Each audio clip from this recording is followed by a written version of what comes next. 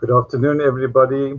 Parshat Vayigash, Miketz, sorry. And we'd like to thank Betty and the family for sponsoring this video. It's Le'ilu Nishmat, our dear member Peter, who was so committed and so dedicated to the shul. He was a gabbai, he was a laner, he did so many other things in the shul, and we mamash missed him. On Tuesday of Chanukah, I dedicated a shiur to Peter, Zecher Tzadik Livracha, and I want to now dedicate this other shiur, well, it's sponsored by Betty, and I want to connect it with something that Peter held very dear to, and that was the inyan of a family. So, and connected that to that directly to Chanuka. The basic mitzvah of lighting candles or lighting a lamp in Chanuka, the Gemara writes it in this way, that Ner Chanuka, Ner ish ubeito. That's the language. Ner ish ubeito, which means that the basic requirement of fulfilling the mitzvah of lighting candles on Hanukkah is that there is one candle every single night. Ner, one candle, ish ubeito, for a man and his wife, a man and his household. That's the language of the Gemara. So if there's a family of 4, let's say, what is the minimum amount that one has to light every single night of Hanukkah on the 8 days? Is 8 candles, one every single night. And who is it written by? It's written by the balabai, by the head of the household. And this law of Ner Ishu Beito comes to emphasize the importance of the unity of the family. That's why it says Ner, there's one candle, Ishu Beito, for a man and his wife. The mitzvah of Chanukah is so unique in that it's the one mitzvah that the man and the wife are mamash like one unit. The woman doesn't light her own menorah. She is yotze and fulfills the mitzvah through the lighting of her husband. And on the other hand, let's say her husband can't light. Let's say her husband is traveling and he happened to be in a plane and he can't light the candles.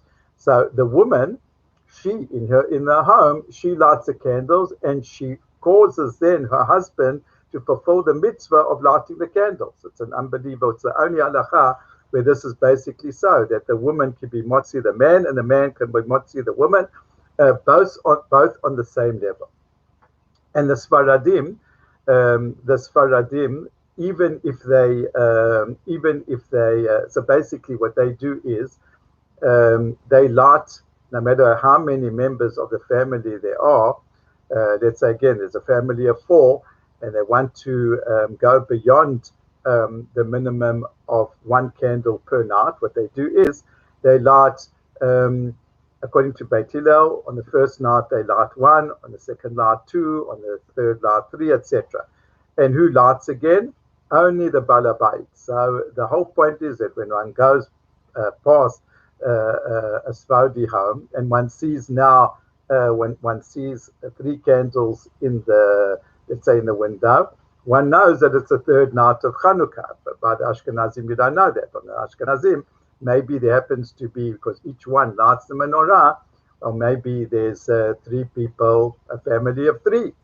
So to get back to the point is that, especially according to the Sfaradim, what we have is an absolute unity of the family. Number 1, in that the husband lights for the wife, and if it can't be the wife, for the husband, and the husband, the head of the family, he lights on behalf of all of the family, no matter how many members there are. That's the one law which really, really speaks about the importance of family in Hanukkah.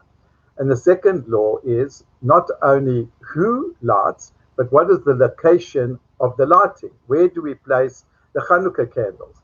So the halacha is, we all know that in the times of the Talmud, and we're reverting slowly back to that in Eretz Israel, where we've got our own Medina.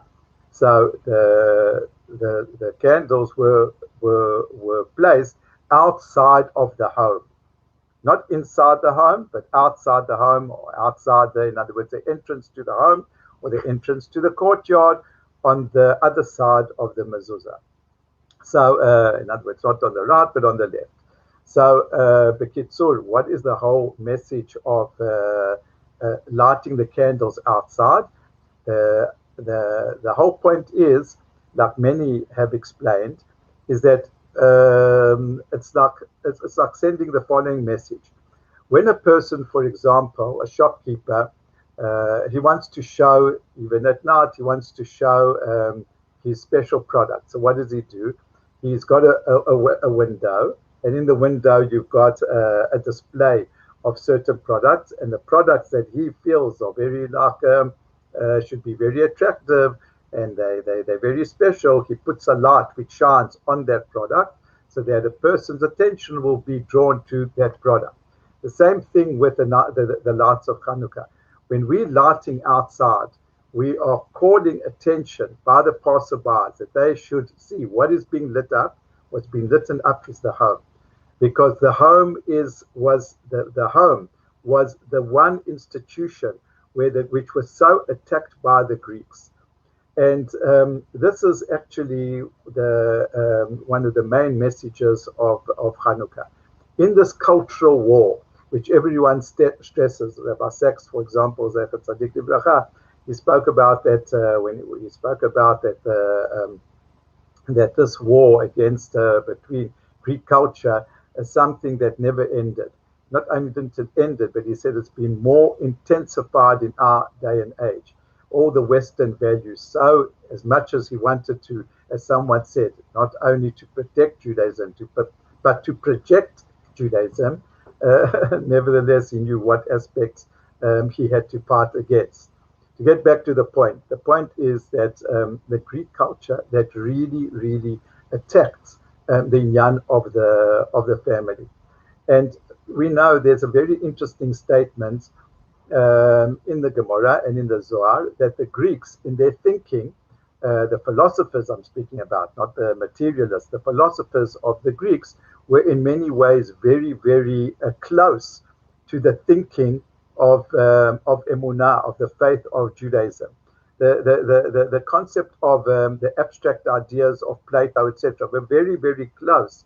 I mean, they're very far from all the idolatry and mythology of the Greeks or the cross paganism, and they were very abstract and very close in many ways, as the Gemara and the Zohar says, to the thinking of the Jewish people.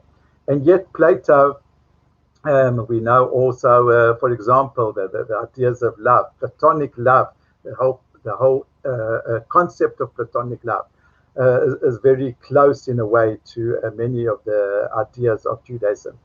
And yet in the idea of family, he was so offbeat. He was so absolutely and utterly wrong.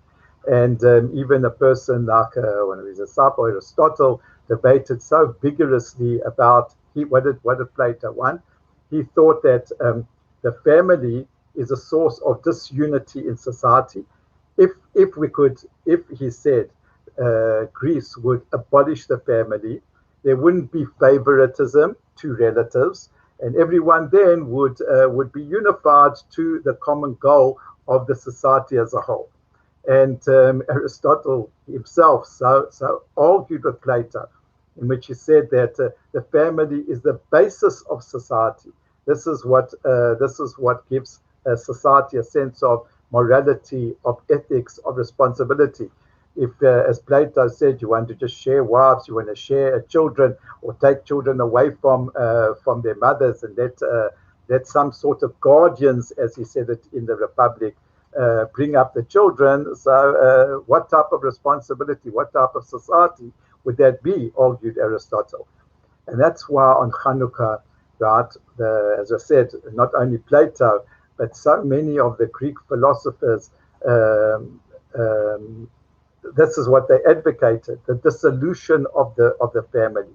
And then there was another attack. Obviously, the promiscuousness of the Greeks attacked the family. The Gemara in Masechet Tubot recalls something which was so horrific that the Greeks said that a woman on her wedding night, if the local governor wanted to, she had to be with him. I mean, can you imagine such type of a society, such a sick way of thinking? And that's why what we do is we stress the family. In number one, that the head of the family lights, and also, as I said, the location, because we're focusing, right? We're casting a light on the household, which is the key to Am Yisrael's health. And today the family is being attacked so much. Even in Israel, today you want to put in a form in Israel, so they want to pass in the Knesset, that in the army, etc. I think it already has gone through the first passing. Instead of filling in a form father, mother, so you now have to fill in a form parent number 1 and parent number 2. In Hungary, actually, they stopped that. But in all places, there are those sectors in Israel which, like then, which they, together with their Western counterparts, are attacking day and night the whole Indian of the family, and of that there's a mother, there's a father, there's a boy, there's a girl, there's a son, there's a daughter. All these concepts, the most basic concepts of civilization, are now under attack in all over, including in Israel.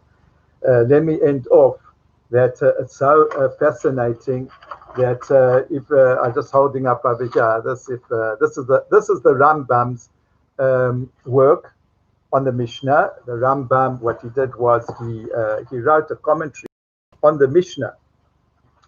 It was his first work, and at the end over here, of the Rambam, he writes as follows. He says, I, the son of Moshe, the son of Maimon, etc. He gives his age. I started this work at the age of 23, and I completed it in Mitzrayim at the age of 30 years old. Incredible what the Rambam says over here, that with all his travels, without books and library and on a boat, etc., the Rambam completed this massive work on his explanation of all the Mishnayot in Shas in those 7 years. But what am I trying to what I'm actually trying to emphasize is that if you look at this Rambam over here, the Rambam, I'll just read it out to you. I mean, it will take another 5 seconds. The Rambam says like this: I, Moshe, the son of Maimon, the judge, who is the son of Yosef, the Chacham, who is the son of Yitzchak, the judge, who was the Dayan, who is the son of Yosef, the Dayan, who was the son of Obadiah, the Dayan, who is the son of Shlomo, the rabbi, who is the Shlam of Obadiah, the Dayan. Zechek Toshim Livracha. You see what the Rambam's doing?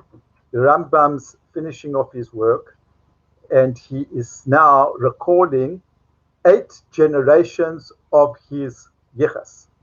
I, Moshe, the son of my father, the son of my grandfather, the son of my great-grandfather, the son of my great-great-father, the son of my great-great-great, for 8 generations. That's what family means.